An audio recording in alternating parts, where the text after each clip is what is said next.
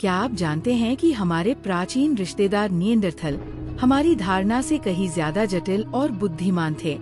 हम इतिहास में गहराई से उतरते हैं। वैज्ञानिक शोध, ऐतिहासिक अभिलेखों, विशेषज्ञ विश्लेषण और उपलब्ध डेटा के माध्यम से कहानियों को जीवंत करते हैं। इस वृत्त चित्र में हम निएंडरथल की आकर्षक दुनिया का पता लगाते हैं, उनके लचीलेपन, संस्कृति और शुरुआती मनुष्यों के साथ संबंधों को उजागर करते हैं। उनके अभिनव उपकरणों से लेकर उनकी आनुवंशिक विरासत और आधुनिक मनुष्यों तक, हर विवरण साक्ष्य और विश्लेषण पर आधारित है।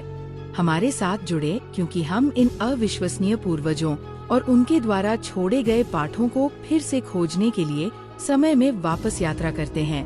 आइए इतिहास को एक साथ खोजें। भाग 1, खोज निएंडरथल की कहानी। 1856 में जर्मनी के डसेल्डोर्फ के पास शांत निएंडर घाटी में शुरू होती है। गुफा के पास काम कर रहे चूना पत्थर के खनिकों के एक समूह ने कंकाल के अवशेष खोजे, जो परिचित और अजनबी दोनों लग रहे थे। इन हड्डियों में मोटी भौहों वाली एक अजीब खोपड़ी की टोपी, एक बड़ी नाक की गुहा और किसी भी आधुनिक मानव से अलग एक अजीब संरचना शामिल थी। सबसे पहले खनिकों ने माना कि हड्डियां एक गुफा भालू की थी, जो हिमयू के परिदृश्य का एक सामान्य निवासी था। हालांकि करीब से निरीक्षण करने पर उन्हें पता चला कि यह कुछ असाधारण था। हड्डियों को स्थानीय स्कूल शिक्षक और शौकिया प्रकृतिवादी जोहान कार्ल फुलरोड को सौंप दिया गया। फुलराइड उनके संभावित महत्व को पहचानते ये दावा विज्ञान के इतिहास में सबसे महत्वपूर्ण बहसों में से एक को प्रज्वलित करेगा। उस समय यूरोप एक वैज्ञानिक क्रांति के शिखर पर था। चार्ल्स डार्विन की पुस्तक on the origin of species के प्रकाशन में केवल 3 वर्ष शेष थे और विकास के बारे में विचार सृष्टि के पारंपरिक विचारों को चुनौती देने लगे थे। इन प्राचीन हड्डियों की खोज ने मानव उत्पत्ति के बारे में चर्चाओं को हवा दी। क्या वे आधुनिक मनुष्यों के आदिम पूर्वज का प्रतिनिधित्व कर सकते हैं? क्या वे पूरी तरह से अलग वंश के प्रमाण थे?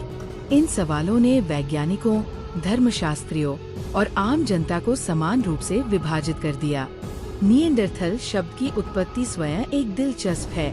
निएंडर घाटी या जर्मन में निएंडरथल का नाम 17वीं शताब्दी के धर्मशास्त्री और भजन लेखक जोआचिम निएंडर के नाम पर रखा गया था। एक भक्त ईसाई के नाम पर एक घाटी का नाम एक अभूतपूर्व विकासवादी खोज का स्थल बन जाना समकालीन पर्यवेक्षकों के लिए रहस्य की बात थी। इस भाषाई संयोग ने कहानी में रहस्य की एक परत जोड़ दी। शुरू में कई वैज्ञानिकों ने निएंडरथल हड्डियों को एक रोगग्रस्त आधुनिक मानव के अवशेष के रूप में खारिज कर दिया। खैर, डर चिकित्सा विज्ञान के क्षेत्र में अग्रणी व्यक्ति डॉक्टर कोर्ट ने तर्क दिया कि खोपड़ी और हड्डियों का असामान्य आकार बीमारी का परिणाम था। सुझाव दिया गया कि रिकेट्स या गठिया जैसी स्थितियां उनकी मजबूत विशेषताओं के लिए जिम्मेदार हो सकती है। यह व्याख्या दशकों तक प्रभावी रही, जिससे निएंडरथल को एक अलग प्रजाति के रूप में व्यापक रूप से स्वीकार करने में देरी हुई। जैसे जैसे समय बीतता गया, यूरोप भर में निएंडरथल के अधिक अवशेष सतह पर आने लगे।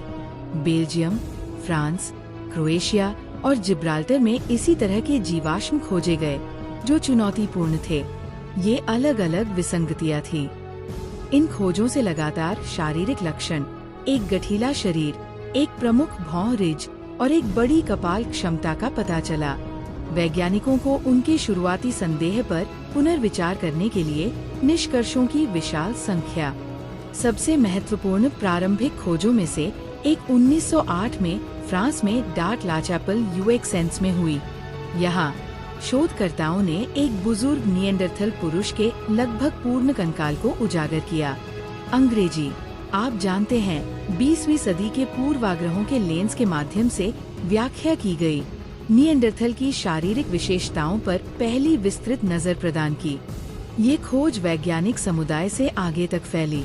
लोकप्रिय कल्पना में निएंडरथल आदिमता और बर्बरता के प्रतीक बन गए। प्रारंभिक पुनर्निर्माणों ने उन्हें आधुनिक मनुष्यों की परिष्कृत छवि से बहुत दूर कुबड़ वाले बंदर जैसे प्राणियों के रूप में चित्रित किया। ये स्टीरियोटाइप निहित है।